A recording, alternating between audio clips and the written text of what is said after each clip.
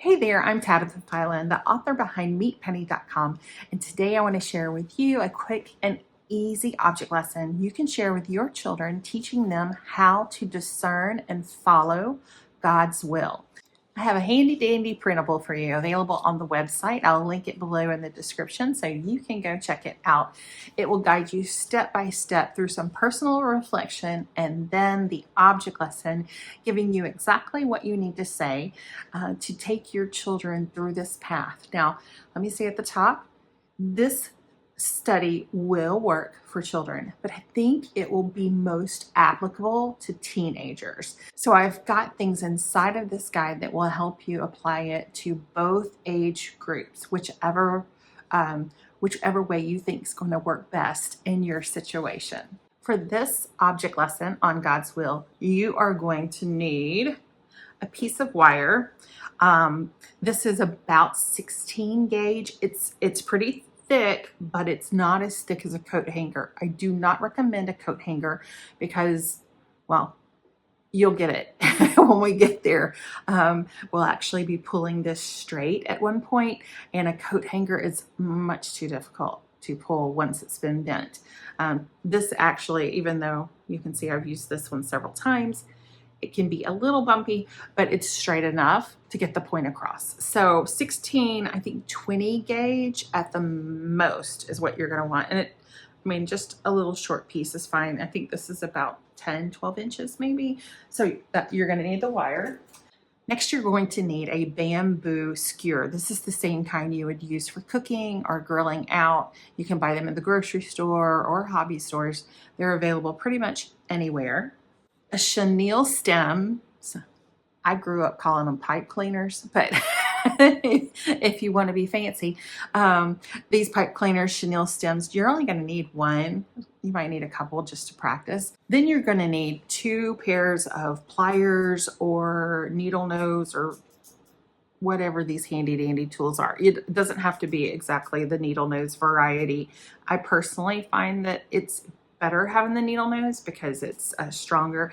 Whenever I mentioned we were going to be pulling wire, this is how we're going to pull it. It can be a regular set of pliers, it can be needle nose, whatever you have handy. You're just going to need 2 pointy, pinchy tools in order to pull that wire straight at the end, okay? To start the object lesson, ask the audience or your small group a question like, have you ever wondered what God's will was for your life? If they're not familiar with the concept of God's will for your life, maybe you need to say, have you ever struggled to make a decision between 2 things?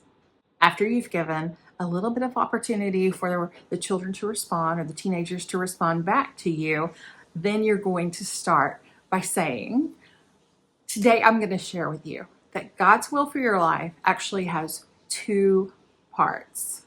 Grab your wire and say something like, imagine this wire is the timeline of your life. Now, this is where you were born, and way down here is where you'll see Jesus face to face. Now, if you're working with teenagers, maybe you can use the terminology of die, but typically death can be frightening for some, and you don't know who's in your audience unless you're working with your own children, and you can judge whether or not you should say death.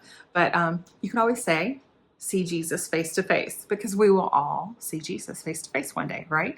So this is where you were born, and all the way down here is the day you'll see Jesus face to face. Then say, but it's not this straight. We all know life is filled with twists and turns, but that's okay because God has a plan for our lives. And as all of these bumps in our road come into be, well, we can trust that it was all part of God's original plan. Read Psalm 139:16, which says, your eyes saw me when I was formless. All my days were written in your book and planned before a single one of them began. So that means while you were still inside of your mother, before you were ever born, God had this plan in place for your life. Now you're going to need the bamboo skewer. Transition from God's plan to the bamboo skewer by saying, God allows us to make choices. And when we're born, we get to make good choices and bad choices. Sometimes we harden ourselves to God's will for our lives. Maybe we haven't met him yet. Maybe we just want to do things our way. And we can be really stiff and rigid about what we want to do. Maybe we know God's will for our life. And maybe we're like, oh, well, God, I'm going to just go right alongside you here. I don't want to knock you out of my life completely, but I just want to have it my way.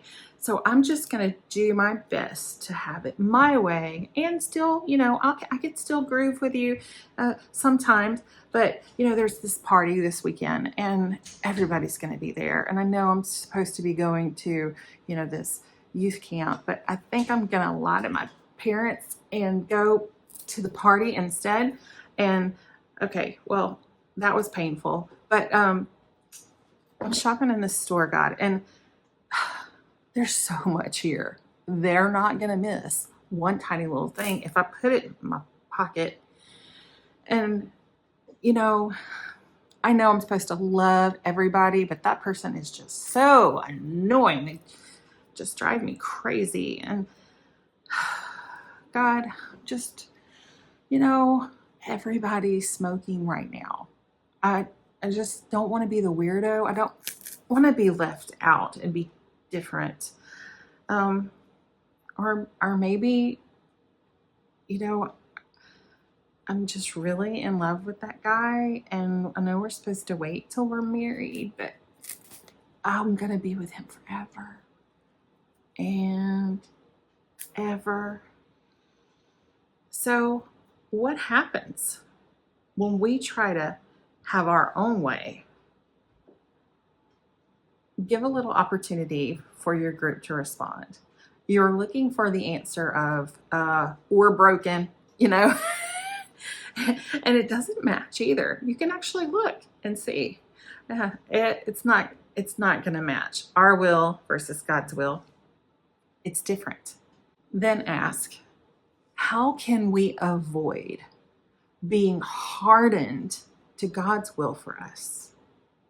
The answer is found in the book of Psalms. Read Psalms 51, verse 10, which says, "Create in me a clean heart, O God. Renew a loyal spirit within me." Now you'll need your pipe cleaner or chenille stem. This represents having a soft heart before God, really seeking to be in his will and moving with him through our lives. Begin wrapping the pipe cleaner around the wire. And as you do, you're just talking through the same types of decisions you made before, but we're jiving with God, wrapping around the wire. So you could say stuff like, I'm going to do my Bible study and I'm going to have quiet time every day with God, because renewing our minds doesn't mean just once a week. It means every day, renewing our minds, praying and seeking him and looking forward, seeking him first. And it's not about what I want, it's about what you want, God. And I'm going to follow you every day for the rest of my life. And what happens? We become conformed to God's will for our lives. As you're talking about renewing your mind, read Romans 12:2, which says, "Don't copy the behavior and customs of this world, but let God transform you into a new person by changing the way you think. Then you will learn to know God's will for you, which is good and pleasing and perfect." So we've got to resist doing what the world says we should do and focus on renewing ourselves daily and following God's will for our lives. Now, it's not always easy. This is what you're going to say. It's not always easy. I mean, there's a lot of dips and turns in here. There's a lot of painful stuff represented on this timeline. And sometimes there are painful parts in our past that are hard to forget. It's like it holds us in a vice and it's gripping us so tightly that we keep looking back and we keep wondering, God, why? Why did you let this happen to me? That was such a painful time. I don't understand. And if we keep looking back and we keep focused on that pain, it's really hard to see where to go forward. The Bible tells us in Matthew 6:33, and read this verse, seek the kingdom of God above all else and live righteously, and he will give you everything you need.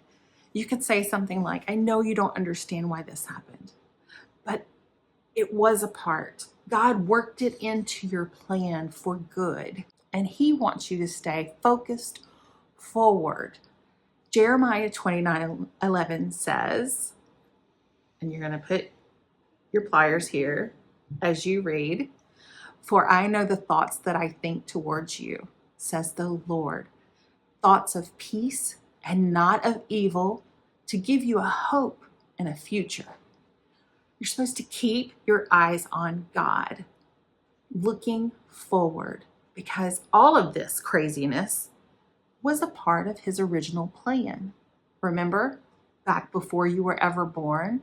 This is the great part. This is where you're going to be applying pressure to stretch this out, okay? Read in Proverbs chapter 3, verses 5 and 6, which says, trust in the Lord with all your heart and lean not on your own understanding, but in all your ways acknowledge him, and he will make your paths straight. So as you're reading that verse or reciting that verse, you're pulling to get it as straight as you can. Remember to emphasize that regardless of past mistakes, God and God alone can straighten our path. There's nothing we can do in our own power that will correct those things. That only by trusting God can we get those rough places evened out. And maybe they don't feel evened out. Maybe we still remember those days, but we stay focused on God. We stay focused on him, knowing that he's working to make our paths straight. So that's part one of God's will for you, where you are staying focused on God and you're spending time reading his word every day, praying and trusting that he's guiding your every footsteps according to his plan. But remember, there's two parts to God's will. The second part has more to do with other people, less to do with us. So this is where you're going to unwind a little bit as you're talking. You can just talk about, where we're getting involved in church, or maybe where we're noticing people hurting around us, and we're making ourselves open to love on other people, because that's God's second part of his will for you. Not that you would just seek him first, but that you would serve him by loving others. Read 2 Timothy 4, verse 5. But you should keep a clear mind in every situation. Don't be afraid of suffering for the Lord. Focus on this next part. Work at telling others the good news and fully carrying out the ministry God has given you. The good news. We're supposed to find the broken people in our lives and bring them to God, sharing his love with them. Now, as you're saying this part, you're literally wrapping all three of these together. And if you come to a bent place, you're just going to kind of gently straighten it out. It's okay if it breaks, because you're just going to wind it together. Nobody's going to know that it's broken in two pieces. So you're just talking to them about, maybe there's a hurt friend at school whose parents are divorcing and they don't know what to do.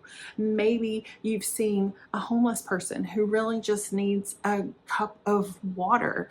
Maybe, and you just come through these different situations and you're explaining to them ways that they can serve God by loving others, and you're straightening out that bamboo skewer as you go. Okay, so this is actually 3 pieces here.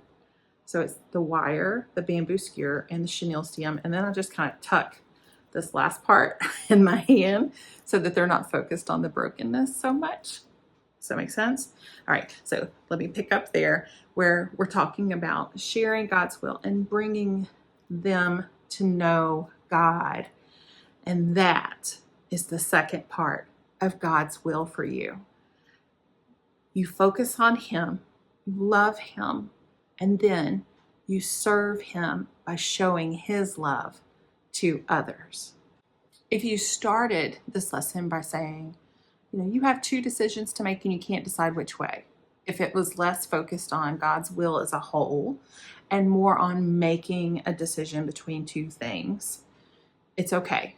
This is going to work, because this is where you say, this is God's entire will for you. Love Him, love others. But if you have a decision to make today and you're wondering, well, does God want me to do this or does God want me to do that? Ask yourself these 2 questions. Does it keep God first? Second question, does it point others to Him? If the answer is yes to both of those, pray and proceed. Keep going. Keep following God until He closes the door. But if the answer is no to either one, that's God's way of saying, no, that's not my will for you. Pray for that soft heart. Pray that God would develop a soft heart in you and show you His will and His way. So there you go, the whole lesson plan in a nutshell. I hope and pray that God not only uses this in the lives of your family and your students or whomever you may be using it with, but that God would also show you that He has a plan for you right there where you are today. And He wants you to know you have a hope, you have a future, and that future is loving Him and loving others. Be blessed today. I hope to see you back next time.